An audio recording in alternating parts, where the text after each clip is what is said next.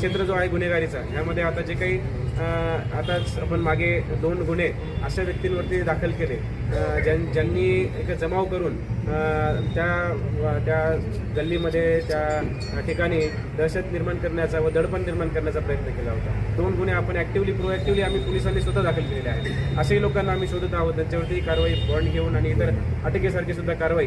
जे लोक आता 2 आरोपी त्याच्यामध्ये फरार आहेत, विकी मोरे व आढळराव, तर त्या दोघांना सुद्धा आम्ही लवकरच नॅप करून त्यांच्यावरही कायदेशीर कारवाई आम्ही करणार आहोत आणि कोणालाही या ठिकाणी सोडणार नाही याची आम्ही खात्री करतो आहोत. आणि कुठलेही असे काही दुष्कृत्य असेल, दहशत माजवणे असेल, कोयता भिरकावणे असेल, यांना बिलकुल यांची गय केली जाणार नाही.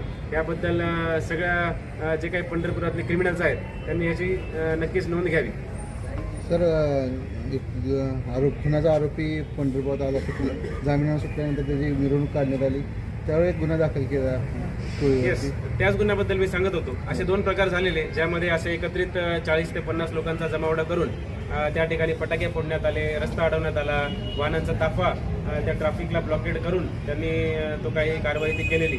त्याची आम्ही दखल घेतलेली आणि सुमोटो आम्ही ते 2 गुन्हे दाखल केलेले, ज्यामध्ये प्रत्येक गुन्ह्यामध्ये कमीत कमी 30 आरोपी आम्ही घेतलेले आहेत, ज्याच्यापैकी एक 18 ते 20 आरोपी निष्पन्न सुद्धा झालेले आहेत. आणि ही जी काही कारवाई होती ती मोस्टली ह्या आरोपी का करतात तर दहशत निर्माण करण्यासाठी, त्या गल्लीमध्ये आपलं वर्चस्व निर्माण करण्यासाठी, आणि जे काही समोरची जे काही त्यांचे जुने काही वादविवाद आहेत त्याच्यामधले काही विरुद्धची पार्टी आहे त्यांना कुठेतरी दबाव निर्माण करण्यासाठी मला वाटतं एक कृत्य करण्यात येतं.